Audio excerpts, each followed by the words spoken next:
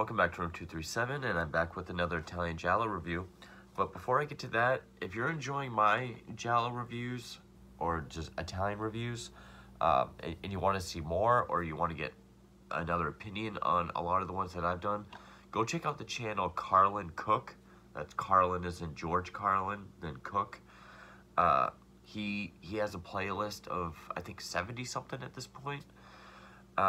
Giallo films, Giallo-esque, inspired by Giallo, modern, the Giallo tributes.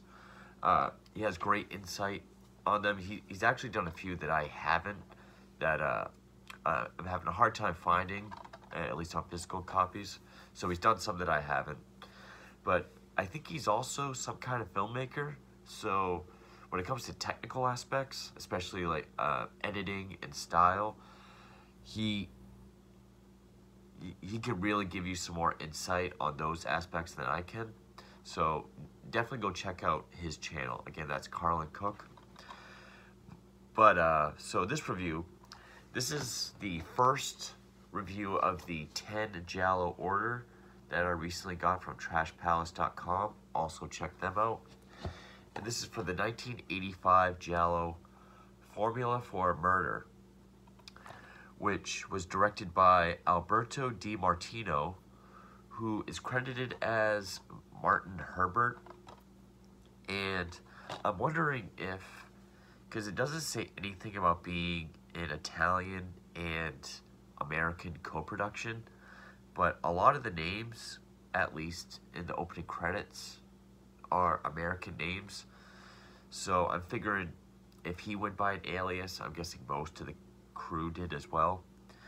But Alberto Di Martino also directed movies like The Antichrist, which is sort of the Italian version of The Exorcist.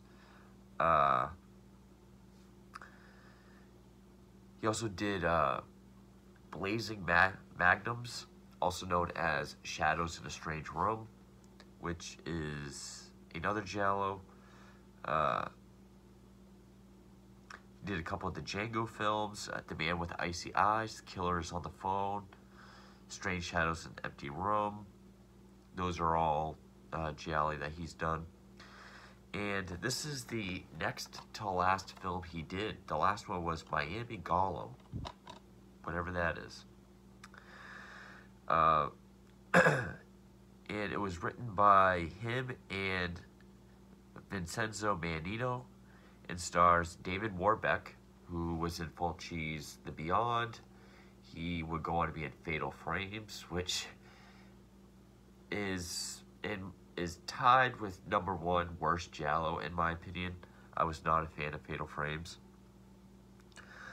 But also stars Christina Nagy, if I pronounce that correctly, Carol Blumenberg, which I believe this was her first and only film.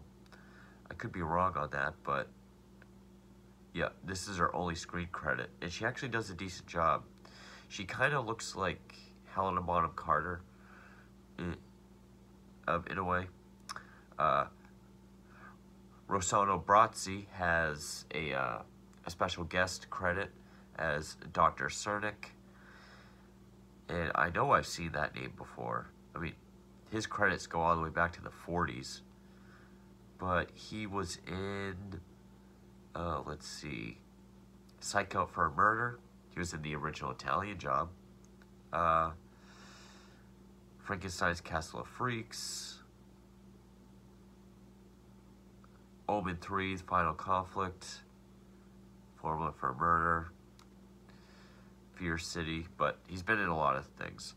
And the music, which I do have to give credit to, was done by Francesco Demasi, who scored New York Ripper, Weapon, the Hour, the Motive, and The Weekend Murders, on top of numerous other Giallo films, I'm sure. Actually, the theme for New York Ripper pops up in the scene when they go to New York. Now, the thing about this is it's kind of strange because it follows more of the 60s pre-Argento Giallo formula more than post-Argento, but it it also falls under like the second post-Argento era, which is the post-Tenebrae era, which is when they were a little bit more slashery because it was during the slasher boom. I mean, this one has, the kills are like bigger set pieces and they're much bloodier, more vicious. The whole like last act almost does feel it has a very slashery climax where just the killer won't stay down and is gone completely insane pretty much. And we figure out the killers and their motives in like the first half hour. So it really does feel it has to deal with, inheriting money or, being like a sole beneficiary through marriage, which a lot of the pre-Argento era Giallo was. But it does have an interesting story, which, well, actually, the story is very simple. It's not this overly complicated or convoluted Giallo plot. It's actually very simple. And actually, the original title was 7 Hyden Park, which does kind of have more of a slashery title, but it also has a bit of like a Italian exploitation sound to it. The literal Italian translation of the original title is what was it? The Cursed House? 7 Hyden Park, the Cursed House, or yeah, the Cursed House. And well, as I was going to say about the score, before I said, yeah, New York Ripper, and it appears, this has one of the best scores in a Giallo that I've seen recently. I mean, you go back to when I started that 6-month Giallo marathon, every review I was saying how great the music was. And then it kind of tapered off. I hadn't really talked about the music much in the last several Gialli. But this one, it has a very... a lot of parts remind me of Creepshow. It has this very, like contrast with like a deep sounding organ and then like the high sounding like piano sound. It's got 80s synth. It's a great score. Now, it opens up with actually, before I get into that, for those that are going to shop off Trash Palace, because I know there's a lot of quality Nazis out there, these are all VHS transfers, which is fine. I love the look of VHS. I like it when they look old and vintage. I know a lot of people need to see the pores on the actors, but so it's VHS transfer, no subtitles. The labels are all handmade and everything. So if you're one of those people that needs 5K, Ultra HD, STD, whatever, then, but the guy that runs it, Brian, puts a lot of effort into making these as best as he can, and I think he did a great job. I think I go more into depth with that in my recent Giallo haul video. So anyway, opens up with this 11-year-old girl who is approached by this priest, given a doll, and then, we get the idea that the priest is a predator, starts chasing the girl. She runs up these stairs, and off screen she slips. And we see the doll fall down the stairs, the head falls off. In fact, it's a doll that looks a lot like this.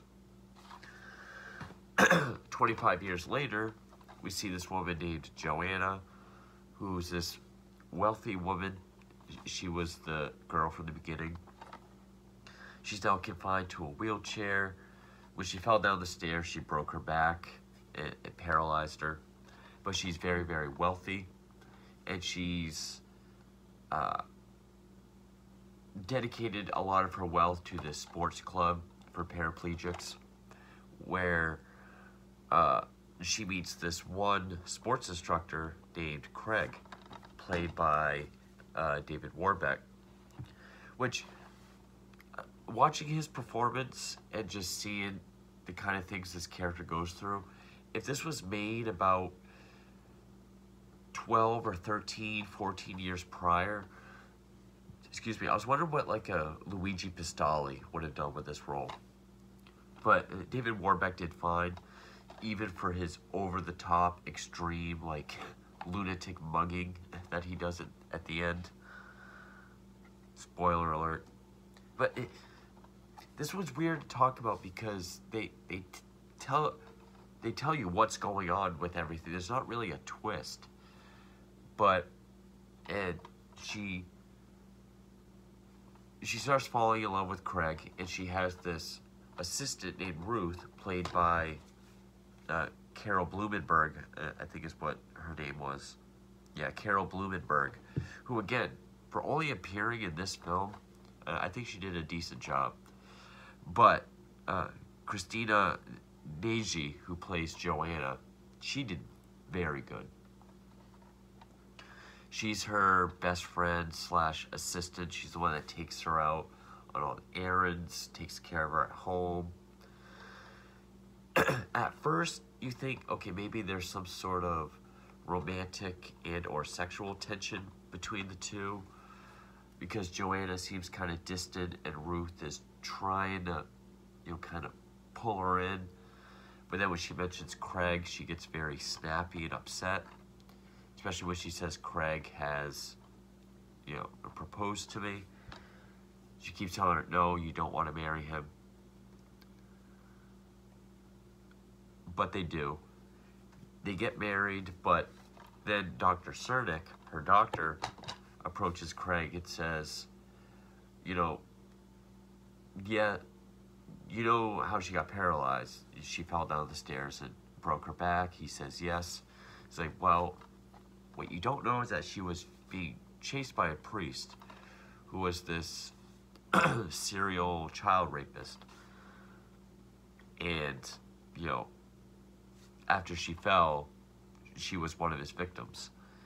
But she doesn't remember any of that trauma, and because of all the therapy they did, any kind of trigger, especially, I don't know if it's just limited to sexual activity, they kind of make it sound that way, but then like the rest of the film, it seems like a lot of different things can trigger it.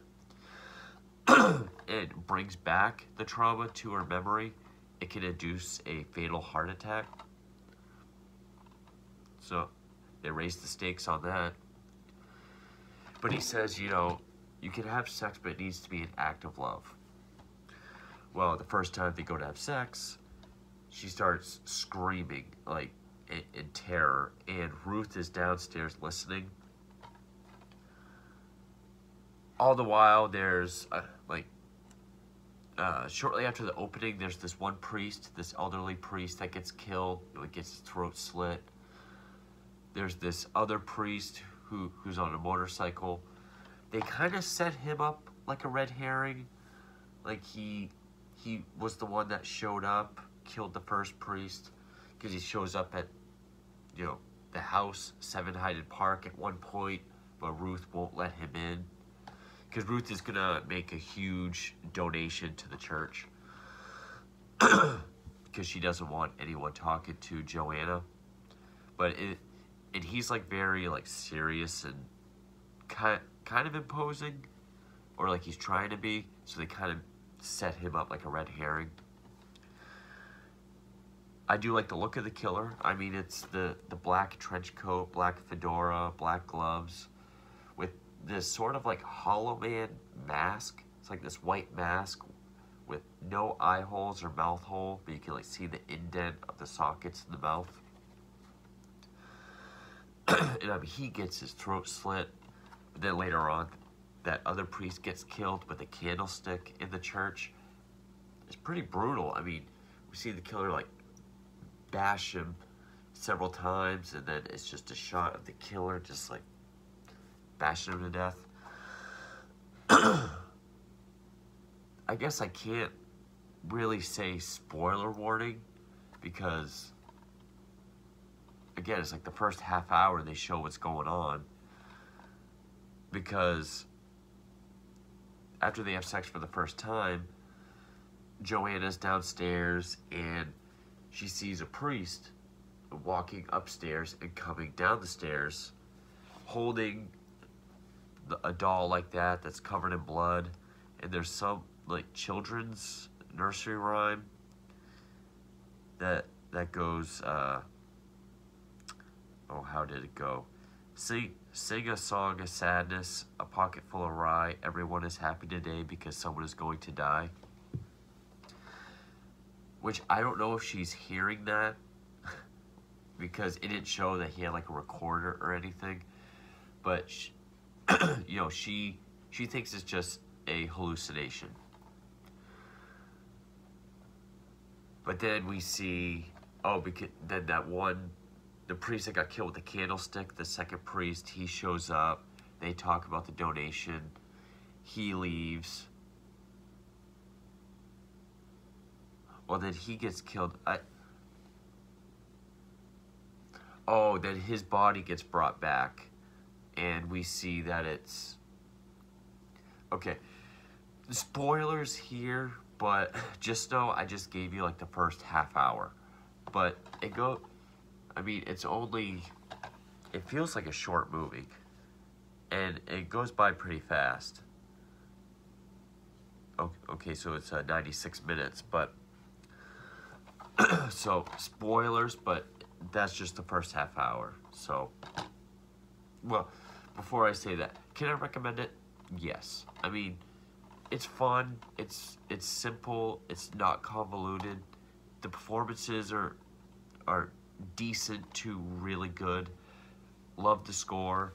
It also has more of that harsher, more slasher feel and tone to it, kind of like Tenebrae, or not quite as bad as New York Ripper, but still bloodier than some of your earlier, more in their prime Gialli. So, you can also get this off Shameless Films. But so now spoilers.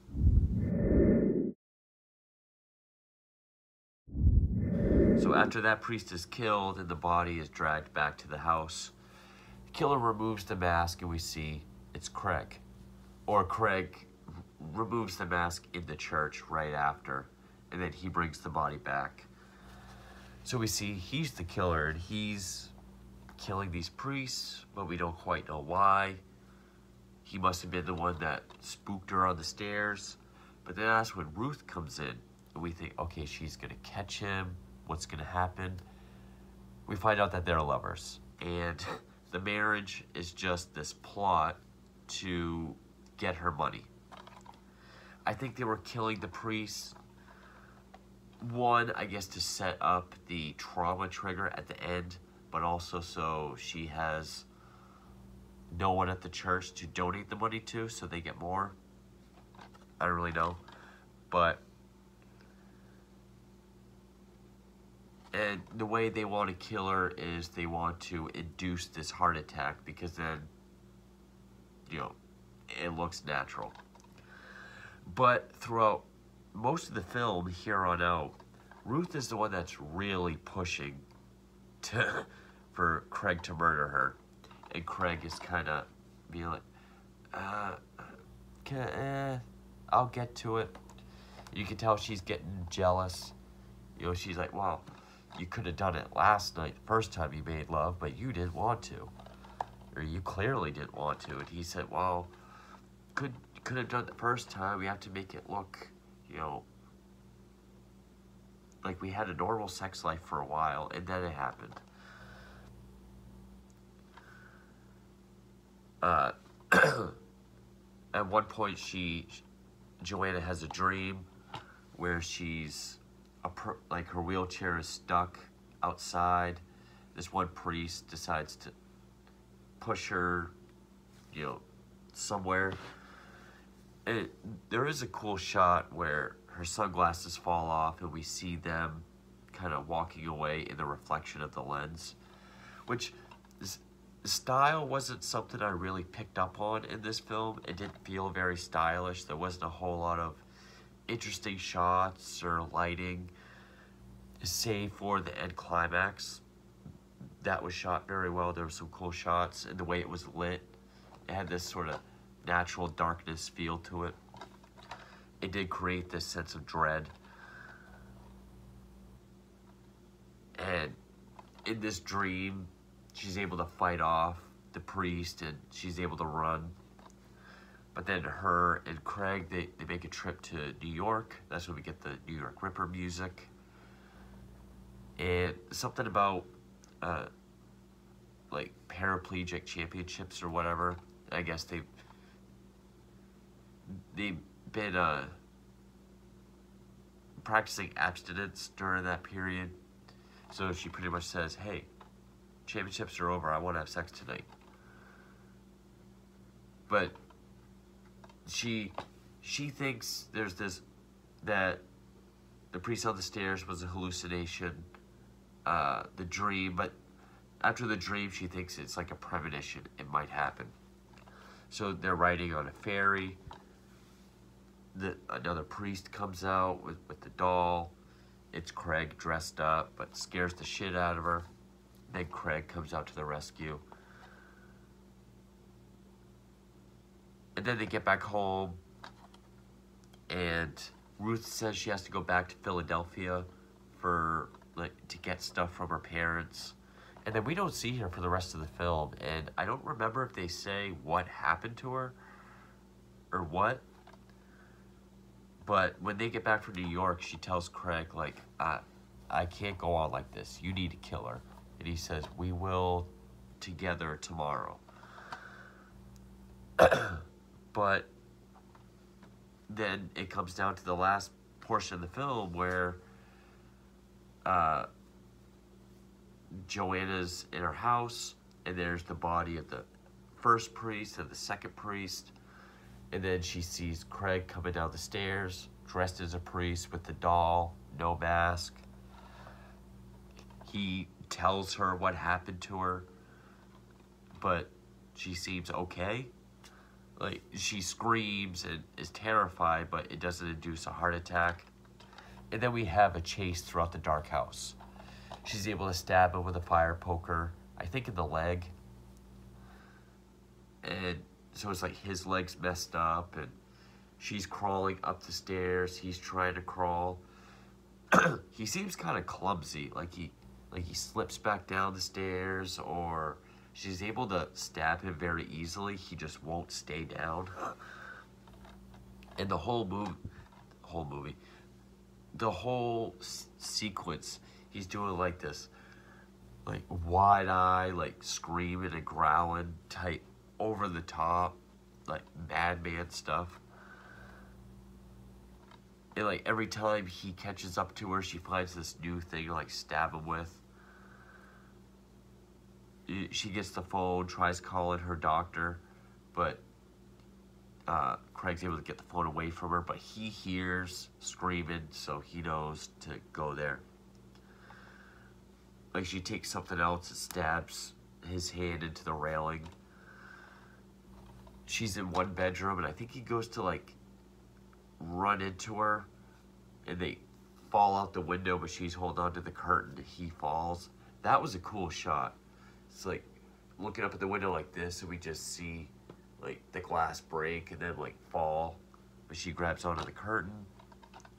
She's able to get back in. The music during this whole sequence is great. It's like this just very low, deep, like creep show, like this. I love it. She's drenched in sweat. I love the way it's lit. It actually reminded me a lot of, like, it's been a while since I've seen the Coen Brothers' Blood Simple, but kind of like that, but more especially like the whole house chase scene in the original Halloween. Not quite as good as that, not quite as well lit or shot as that, but still very effective. She makes it down to the kitchen where the back door is. She's able to get the phone back. She calls the doctor. Doctor's daughter picks up. He's like, oh, no, he said he had to go to your house because he thought you were in trouble. But then she sees Craig stumbling in the window, and he comes in. And he like goes to grab her, but then she stabs him with something else that, I think it was like a piece of the window. He was gonna stab her with it. Oh, because he's like choking her, then he's beside her, and I think she like takes it, like stabs it into him. So we get the close-up of him where it's just like blood coming out of his mouth. Then the doctor shows up. And the one thing about her performance, it's a small detail, but like when he picks her up to, you know, to help her, you kind of see her legs kick. There are several scenes when she's not in her chair where it looks like, you know, her legs are completely limp, or like she's completely let go of her legs. It looks like they kick out, or they stiffen, or she's using them somehow. But it's most noticeable when she climbs back through the window and when he picks her up. And then another thing that's just kind of like a quirky thing like that is in the beginning when we see Craig training her at the sports club, he's training her on fencing and archery. And when she does archery, she pulls the bow back with all 4 fingers. I've never seen anyone do that. And then the last scene is her in a park. Her wheelchair is stuck. And then this priest walks up to her and says, "Don't worry, ma'am. I'll wheel you to safety." Which is the same thing the priest said in her dream. But it's like she just lets him push her. She looks terrified, but she's kind of letting it happen. And then just freeze frame, a faraway shot of the priest pushing her away. I don't know if it was left ambiguous. Well, it was left ambiguous, but I don't know if it's like definitely everything's said and done. The priest is fine. He's just gonna bring her somewhere. Or, you know, if Ruth kind of had a plan B and is setting this up, because once she leaves for Philadelphia, I don't think we know what's going on with her. But, you know, if it was intentionally left ambiguous, I appreciate that. I do like ambiguity. I do like movies that don't treat the audiences like babies and have to spoon feed them every little fact. That's why you have people nowadays that will say, well, we need a sequel because we got to know what happened. We got to know what happened to Ruth. We got to know where the priest brought her. You know, people that need every little fact. We need a prequel. But I like this movie. It definitely feels more like a slasher than a Giallo. I mean, the Giallo formula is there. You got the typical Giallo looking killer. You have the murder plot for inheritance or beneficiary money, whatever. You have something of red herrings. Of course, that's all packed in the first half hour. And then the second half hour is kind of like, well, kind of like the early 70s Giallo of, you know, Sergio Martino or Umberto Lenzi, like the sort of Polanski-inspired ones where is she going crazy or is someone really coming after her? Of course, we already know the answer before then, so it doesn't really have that effect, but it plays out like that. And then, but with the kills and then with the whole climax, it really feels more like a slasher film. But I like the performances, love the music. It is a nice mix of slasher. Even though it went at a fast pace and didn't really feel like much of a build-up, it still felt like a good payoff at the end with this good, really well done dark house chase, especially, you know, since she's paraplegic, so it just kind of creates more tension as she has to crawl everywhere to get away. And it didn't feel the need to have this overly convoluted plot where you can kind of get lost in it. It's very simple, but yeah, Formula for Murder. I enjoyed this Giallo. So that's the first Giallo I got from Trash Palace. I got 9 more. I'm not sure what the next one will be. It's probably going to be either Scorpion with Two Tails, which I started, but I kept falling asleep too because I was just so tired. That's going to be a fun one. Might be the first Sergio Martino rant. I don't know. But I've also wanted to see In the Folds of the Flesh and Sweet Bonnie and Deborah for quite a while. So it's probably going to be one of these two. But in any case, that is 1985's Formula for a Murder. Stay tuned for more Giallo reviews, and thank you for watching.